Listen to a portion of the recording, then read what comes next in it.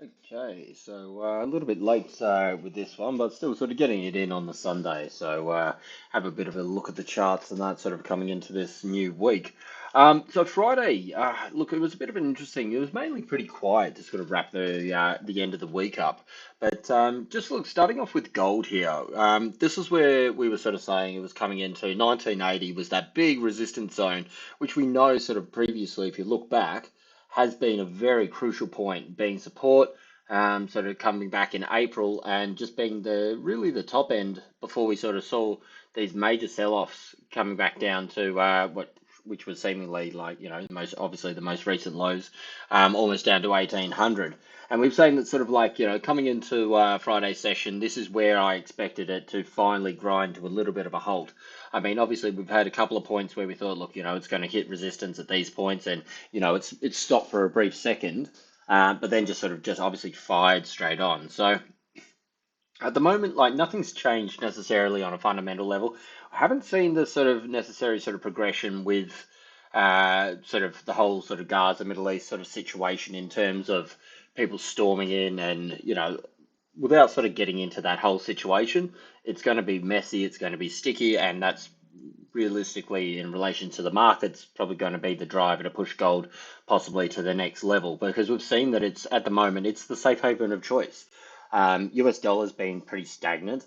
Yen's obviously sort of appreciated a little bit. The franc has obviously appreciated a little bit, but gold has been the massive outperformer.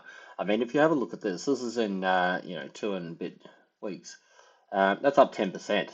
As I said, this is a 12.7 trillion dollar market, and it's gone up 10%. Well, 9.53, whatever. I mean, actually, I guess it topped out over here. But the point being is that, it's going to need something to give it that next oomph, that next push. So we could see things sort of gap up tomorrow morning, but as of right now, just looking at a sort of bit of a technical level and technical basis, sort of clean up a couple of these lower levels, so it makes it a little bit easier to read. Um, I'm starting to sort of think that we may start to see a little bit of a grind through here. Obviously, we've seen these little consolidation patches just to fire on a little bit more each time. But if we could sort of drag where we're looking at now, this is the most recent sort of push up. If we take this from sort of this lows here, so you've got a bit of a sort of main trend with only the first touch that's coming down here back in sort of 1870. And from then, it's obviously, you can tell it's gone off on a steeper sort of gradient and it's just sort of really driven up hard. So if we drag this one sort of right through here and sort of, if we were to sort of call this a bit of our new trend, it gives us a good line that we can sort of say, if we can't maintain, if we can't do these kind of moves and just hit the line and then explode off for the next leg, then, and if we start to sort of, consolidate further, really grind to a halt through this 1980, then we can start to go, okay, well, where would be our next in? Obviously, I've been waiting for the little pullbacks to sort of add to positions, and sometimes they've come, most of the time they've just been very shallow pullbacks. But if we were starting to look sort of down back along this main trend, if this sort of more short-term trend breaks, I reckon this could be a good place that we could start to sort of say, okay, there's a place to sort of really add to the position a bit more. As I said, if it doesn't sort of just sort of shoot off to the top side here, and we sort of see a bit more of a consolidation through this period, possibly down. Of course, depending on how quickly it comes down here. If we see a quick sharp come down, then obviously you'd probably be able to get it a little bit lower, a little bit cheaper. But I don't think things have changed that much, and it hasn't de-escalated to the point where people are going to be taking super profits. So again, I'm sort of looking if we can not, if we don't get this fire off come Monday morning on Asia session, I'd expect a little bit more of a consolidation, and if we don't get the fire up sort of through Euro, then I would be looking for these sort of lower levels, 1860, which I mean, given where it was 2 weeks ago, is still a great level to get long on. Sort of, the idea that it is at that level, but I would be looking to sort of add to positions as we start to sort of come back to this main trend. Just as things sort of sort of like start to not roll over, but I guess in the short term, you'd see a little bit of a rollover. You'd stop out some of the longs, like under these sort of technical levels. It could be a retest of these sort of previous highs, and obviously coming off the trend there. I think that could be a plausible place to be sort of adding to the gold, but certainly I still think 2000 plus is on the cards. we can see that for a second here, obviously this was a nice bullish candle and it really tried to hammer up there.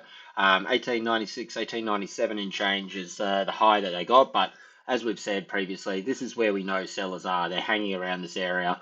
2000 is a big mental level as well. So, you know what I mean? It's going to be tough to crack that, even sort of with all these other sort of like pushes up. I did mention on the Friday that, you know, if you were trading these sort of fib retracements from this last drop down as well, you've got that 127 line up around there, 1985. And you can see that pretty much as the sort of market just sort of like really just petered out with any sort of energy towards the end of the week. If we flip across the DXY, look, I'm pretty much given up on the idea that the head and shoulders is sort of playing out. I think, as I was saying, there's a bit more of a range play that seems to be coming through, and as you can see, it's pretty much doing this at the moment. I'm happy to sort of trade a little bit of this triangle that I'm sort of seeing start to set up at the moment. We've got obviously the sort of the swing highs and swing lows marked out to give us our sort of horizontal levels. Again, I think the main ones to look for are the sort of 105.60 and the 107.20 to 30, these sort of more sort of prominent highs and lows. I think if we can sort of get on either side of those with a solid close, obviously the higher time frame the better, but I would say a minimum 4-hour close minimum on these sort of things. Obviously a daily would be a bit more of a strong signal. We could sort of see which direction we were going to have next. So typically with these triangles, they favor the direction as it sort of comes into the triangle. So, I mean, obviously we were in this large bullish sort of momentum, but you've also got to see that we did have a bit of a channel that was sort of setting up here. And we've given up this channel, we've retested that sort of underside of it all. And I think sort of, again, everything's predicated on what's going to happen in Gaza and Middle East at the moment. I think the market's very much just in a pause, wait and see mode. From a technical point, we've broken, we've retested, but it hasn't committed to this downside. You would have wanted to see this push down here, retest these lows, and obviously for a dollar bearish, drive down and put in a new low, and then we could say, okay, you know, this is our new channel, and we would have been looking at something moving a little bit further along like this. But as of right now, obviously this drive didn't come down. We've found a new sort of more midway sort of short-term support, which has been tested a few times. And if you look at how strong this reaction is here, this candle that was coming down here, I'm pretty sure this is off Jay Powell's. It's late on the Sunday. Jay Powell's comments sort of towards the end of last week, maybe on the Thursday session there. But you can see the reaction there, and it, like, you know, it didn't sort of want to hang down there. It fired straight up. So when I see these kind of candles, I sort of think, look, you know, part of the market, obviously, large candles are representative of big volume moving them. There was a large part of the market that was given, you know, the comments that were made. Okay, we're happy to push this down. Obviously, you've been met by the buyers who are happy to drive it back up. But the thing is, given the right circumstances and the right comments and the right sort of approach by the Fed, you're going to see people go, yeah, that's enough for me, and they're going to book profit. Obviously, at the moment, it's been met with buyers, and they're the ones that are still elevating it at these levels. So, and this is why I say it's really at a wait and see sort of position at the moment. It's not to sort of say that, okay, yes, we are committing to the downside, but certainly there's portions of the market that if things persist in certain ways, they're happy to take a little bit of profit off the table, which is going to give us a bit more of a downside. We just have to see how committed the buyers are. And as I've said a couple of times, the market's still going to be in this sort of risk-off, safe haven seeking mode. But when you've been already running up, if we have a look at this on the weekly, we've been running up for 13 odd weeks, and now we're starting to waver. And obviously that was a sort of quite a bearish, in the scheme of things, bearish weekly candle to sort of close towards the bottom side. And also we're sort of overbought with the RSA tipping, and actually it's crossed over now, coming down, pointing down sort of through the overbought area. How much do you really want to put on the table that we're going to get the breakout of breakouts right now? Not to say it can't, but I think certainly, you know, part of the market's very wary, and there's a lot of profit that's on the table through this move here. So I think sort of if we get the right sort of comments and the right approach by the Fed, and if we see cooling off, particularly if the market is happy to sort of take on a little bit more risk with that sort of coupled with the Fed having a bit more of a dovish approach, I certainly think we could start to see a bit of a deeper sort of pullback around at least these 104 areas. Um, yeah, 104 sort of 40, 104 kind of areas in change. So that's certainly one to watch. But till we get the break of these channels, the highs and lows right here, I think we're still sort of bound to be just sort of ranging through for now.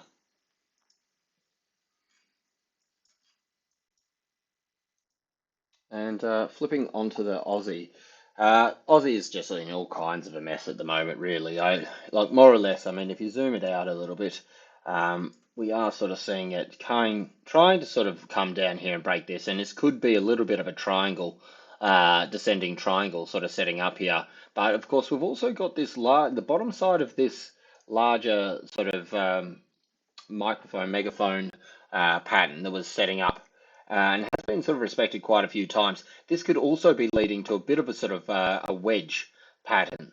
So, I mean, look, honestly, with the market and everything going on and everybody sort of looking so risk off, everything favors a downside push on Aussie.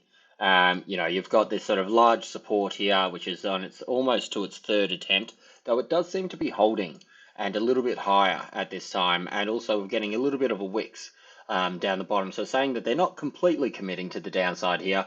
I mean, your RSI is sitting right in the middle zone, so it could really go either way with it all. I think, again, a lot of it is just the wait and see approach. If we see the US dollar sell off, we're going to see Aussie jump back up. And if it can get outside this little sort of falling resistance area that it's sort of setting up over here, I think there's going to be a lot of people that sort of start to think, okay, where are my stops?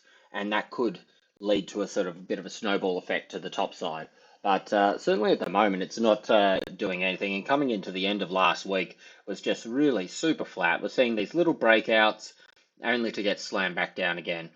Little breakout, but as you can see with this breakout here, it was just, it didn't drive out the top. Technically, we had a bit of a sort of channel coming down here. It came out, but it just nothing really. And obviously you can see it dumped down here, down to 63 handle again. But we can see it fired up. And you can see this is similar to what I was sort of saying with the US dollar. You know that the buyers are sitting here, they pushed it back up, and then you look at the next candle, and it hammered back up. But we know that overall, market is very sort of sour on any sort of long-term long positions, or even medium-term long positions, any sort of long position on the Aussie. So every time it's sort of come up here, they've just snapped it back down. But I mean, sort of resorting to sort of like, a 10, 15 point range through the end of the session last week, I think means that they're just sort of at a very wait and see approach. We have seen these lows starting to come in a little bit higher from previously.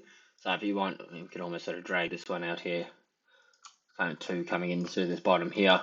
But for now, it's really just a sort of sideways action. If we can get down underneath 62.80, then I think a move to 62 is very much on the cards. I think that's pretty much going to be the magnet for where it is, and it's really setting up for that.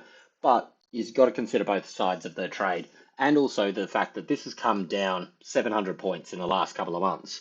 So again, how many people are really going to want to sort of really hammer their shorts down here? If you get down under here, you're probably going to find a bunch of stops, and you're probably going to get that push down.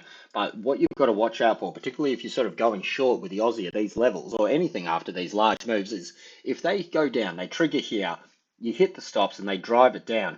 If that gets turned around and snapped back up and comes back out of here, that's a very good setup for a sort of bear trap, and it will fire up. And I would expect this to squeeze and squeeze and squeeze. We saw the same thing with DXY when it went down under 100 3 months ago. And, I'm not saying the Auss is going to be doing a move quite as strong as that, but that has been 3 months of just straight up. If somebody was short on, any of the sort of dollars crosses on that, particularly say euro, because that's so strong with the DXY, then they're going to be hurting because it's just been 3 months of unrelenting direction in one sort of direction, basically. Again, it's pretty late. But yeah, so certainly a wait and see approach. Above sort of 63 80, call it 64 to really be sort of, above these previous highs at 63.90. So there's a lot of work for it to do. I mean, closing around the low 63 handle. Underneath 62.80, I would say you've got probably some downside towards 62, and watch out for the shorts if they do get hammered back up to the top side. Above 64, I'd start to think that, okay, we're breaking out on a couple of different levels. I'll have to clean this chart up a bit, and then I'd sort of start to be looking at where it may sort of want to take it there. 65, 66 are the next sort of big main ones, but these things are 200-300 points, and for Aussie, that's just a massive move. So nothing's going to be coming too quickly with that. Across to China, again, it's just this slow drift. It is quite sort of short-term bullish here, certainly. And if we jump onto the we're still seeing a bit of as it sort of tapped into this higher zone over here. Possibly what we may be seeing here is that this will end up being equal to the shoulder over here. And this is a bit more of our sort of head and shoulder play. Whereas where before I was really expecting that sort of really this area down here was our second shoulder, which it looked like it wanted to come down to. But as it took out these highs, I called it and said, look, no, I think that negates the whole move. But realistically, we know, and this is why we have it marked out, and you can see the market agreed. The second it got up into this zone, bang, it got slammed down. And, in terms of a daily candle, that's a low, that's a sort of a lower close there. So, I wouldn't be surprised if we can see a little bit more of a continuation back down, ultimately still just to sort of hit this whole area and consolidate further. But certainly at the moment, it doesn't look like it's sort of getting the big breakout that it wants above that sort of 735 or so and change.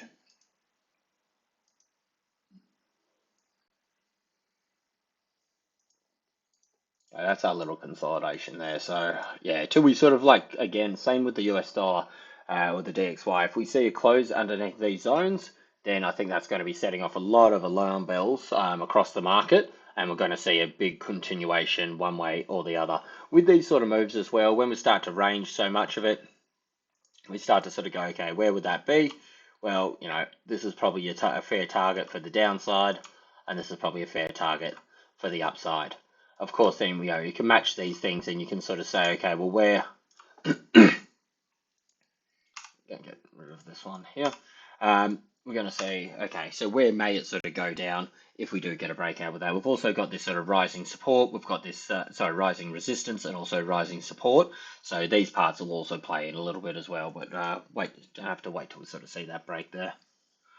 And finally with copper, again, just drifting. It's holding its little range through here, but it's really looking like it wants to come down underneath here. This is going to put pressure on the yuan. It's going to put pressure on the Aussie dollar as well. So we can see that obviously last week, it tried to push down, and the drive back out of that was really quite strong. You can see it better on the shorter time frame. So I mean, the reversal there.